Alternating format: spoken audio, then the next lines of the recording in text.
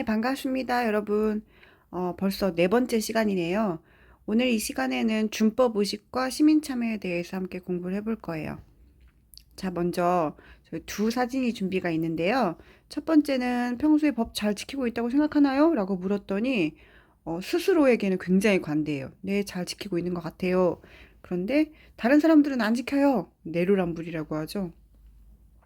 그러니까 준법 의식이 나는 꽤 괜찮은데 다른 친구들은 준법 의식이 형편없다. 뭐 이런 통계인 것 같아요.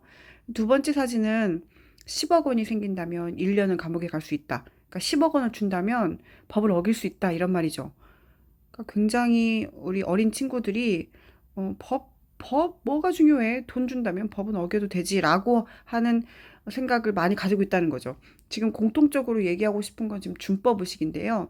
준법 의식은 법을 지키려고 하는 그런 사람들의 자세예요. 시민들의 의지. 그래서 준법 의식이 굉장히 중요함에도 불구하고 잘 지켜지지 않는 것 같아요. 네. 그러면 왜 사람들이 이 준법 의식 뭐 이거 왜 지켜? 그 지키는 게 바보지라고 생각을 할까? 사실은 준법 의식을 잘 지킴으로써 준법 의식이 강화됨으로써 우리에게 긍정적인 효과가 많이 있거든요. 그중에서 가장 대표적인 거 두 가지를 들어보면 먼저 사람들이 너도 나도 다 법을 안 지켜요. 예를 들어서 다 음주운전을 한다고 생각해 보세요. 그러면 음주운전을 한 당사자만 피해를 보는 게 아니라 어, 불특정 다수가 언제 어떻게 사고가 날지 모르는 그런 불안감에 살아야 되죠. 굉장히 사회가 혼란스러울 거란 말이에요. 다 법을 안 지키면. 그러니까 사회 질서가 유지가 안 되겠죠. 그리고 그렇게 법을 다 안 지키면 그럼 법이라는 체계가 그렇게 무너진다면 다른 사람이 쉽게 나의 자유와 권리를 침해할 테고 국가 권력도 얼마든지 나의 자유와 권리를 부당하게 침해하거나 제한하거나 이렇게 할 수 있다는 거죠. 그래서 결론은 준법 의식을 통해서 우리는 사회 질서도 유지할 수 있고 그리고 우리의 자유와 권리도 확보할 수 있다는 거예요. 그래서 이것들을 확보하기 위해서라도 준법 의식을 조금 더 강화할 필요가 있겠다. 준법 의식은 간단하죠? 자, 그래서 빈칸 학습지에 있는 걸 채워보면 준법 의식이란 법을 지키려고 하는 사람들의 자세, 시민들의 자세를 말해요. 두 가지의 필요성에 대해서 언급했죠. 사회 질서 유지. 법을 잘 지켰을 때 사회가 착착착착 안정적으로 잘 돌아간다. 그리고 잘 법을 지키면 오히려 법이 우리의 자유와 권리를 제한하는 것처럼 보이지만 그렇게 바운더리가 있음으로 해서 타인이 함부로 나의 자유와 권리를 침해하는 것들을 막을 수 있는 어떤 울타리 역할을 해준다는 거예요. 자유와 권리를 보호해줘요. 자, 그럼 이제 시민 참여 파트로 넘어갑시다. 여기는 그 단어 자체에서 이미 뜻이 들어가 있죠. 시민이 직접 참여한다.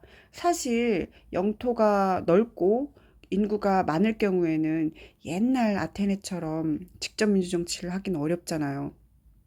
하지만 그럼에도 불구하고 내가 대표 뽑아놨으니까 니네들이 알아서 하겠지라고 뒷짐지고 관심을 안 가지는 것이 아니라 적극적으로 공공의 문제, 정치 과정, 얼마든지 관심을 가지면서 적극적으로 개입을 해야 된다는 거죠. 목소리를 내야 된다는 거예요. 그래서 시민 참여의 방법 몇 가지를 한번 같이 공부를 해보면 가장 중요하고 가장 기본적인 방법, 이게 바로 선거와 투표거든요.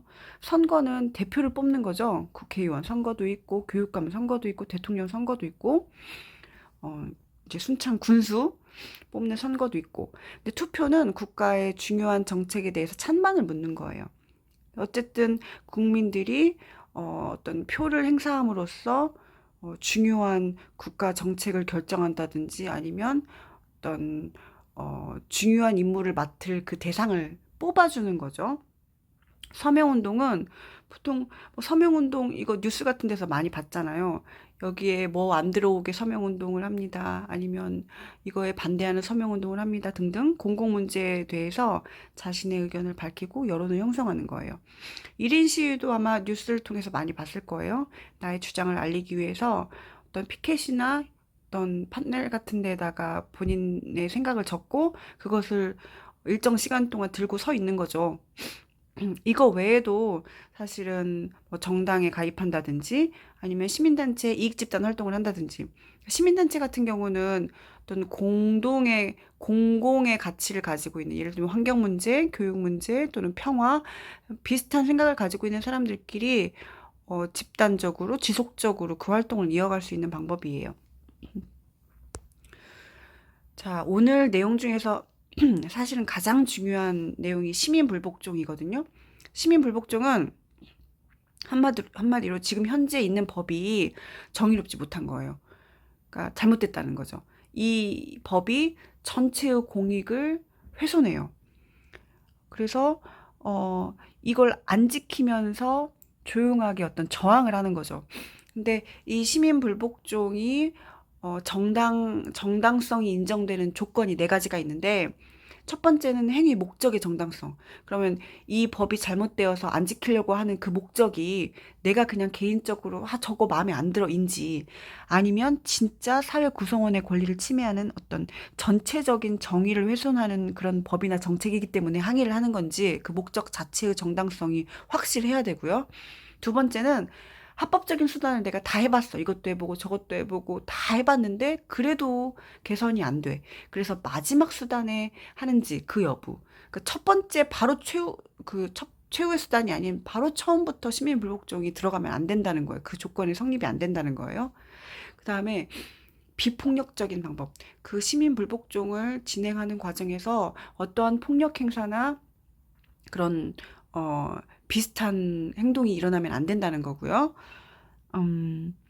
그리고 처벌 감수는 어, 사실은 어쨌든지 간에 법이라는 정당한 그 체계를 안 받아들이는 거잖아요.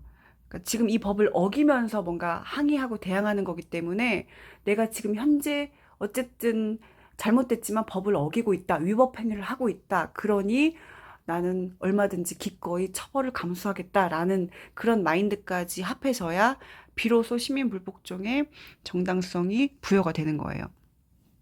네 가지 시민불복종의 정당화 조건, 행위 목적의 정당성, 최후의 수단, 비폭력적 방법, 처벌 감수. 자, 이 네 가지 조건을 거기에 빈칸 한번 채워봅시다. 시민불복종 방금 설명했고요. 거기 빈칸에는 행위의 목적이 정당해야 된다. 그리고 합법적인 여러 가지 수단을 다 동원했는데도 불구하고 해결이 안 됐을 때 최후의 수단으로 해야 한다. 그리고 절대로 폭력이 행사되어서는 안 된다. 그리고 마지막 기꺼이 처벌을 감수해야 된다라는 것까지. 그래서 간디의 소금투쟁 운동이라든지 아니면 홍콩의 우산혁명, 우리나라로 치면 일제식민지 3.1운동 아니면 6월 민주항쟁 이런 것들 비폭력적으로 진행된 어떤 항의의 성격, 네, 시민불복종의 사례라고 볼 수 있겠어요. 그 중에서도 가장 대표적인 예로 볼 수 있는 게 로사파크스라는 버스 탑승 거부 운동이라는 게 있어요. 사실 이거 영상으로 긁어온 것 같은데 안 되네요. 그래서 여러분들이 이 선생님 영상 끝나고 유튜브에 조용한 자부심, 지식 2의 조용한 자부심을 치면 로사파크스의 이 시민 불복종에 대한 간단한 어떤 요약본이 나올 거거든요. 그걸 보고 우리가 수업 시간에 미션에 왜 이게 시민 불복종에 해당이 되는지 그 네 가지 조건을 쓰는 부분이 있어요. 그래서 끝나고 한번 꼭 시청할 수 있도록 부탁할게요. 자, 그래서 마지막 개념 확인 퀴즈까지 풀면 왜 이렇게 위로 올라갔을까요? 시민 불복종은 위법 행위에 대해 처벌을 기꺼이 감수해야 한다. 맞죠? 두 번째, 정의롭지 못한 법이나 정책을 변화시키기 위해 이를 의도적으로 거부하는 비폭력적인 위법 행위를 준법의식이라고 한다. 준법의식은 법을 지키고자 하는 자세였죠. 지금 앞부분의 이 내용이 바로 시민불복종이었죠. X. 세 번째, 대의정치는 정부의 정책 결정과 집행에 일반 시민이 직접 참여에 영향을 미치는 거다. 지금 대의정치는 간접민주정치, 대표자가 이제 알아서 정치하는 거잖아요. 근데 뒷부분은 지금 시민 참여에 대한 이야기예요. 그래서 잘못된 짝꿍이네요. 3번 X. 네 번째, 1인 시위가 가장 시민 참여 중 기본적이고 대표적인 방법이다. 가장 기본적인 방법은 선거와 투표였죠. X. 시민단체에 가입해서 활동하는 것은 지속적이고 집단적인 참여 방법이다. 맞습니다. 그래서 다음 시간에는 우리 사회 인권 문제로 만나요. 네, 애썼습니다. 수업 시간에 만나요. 안녕.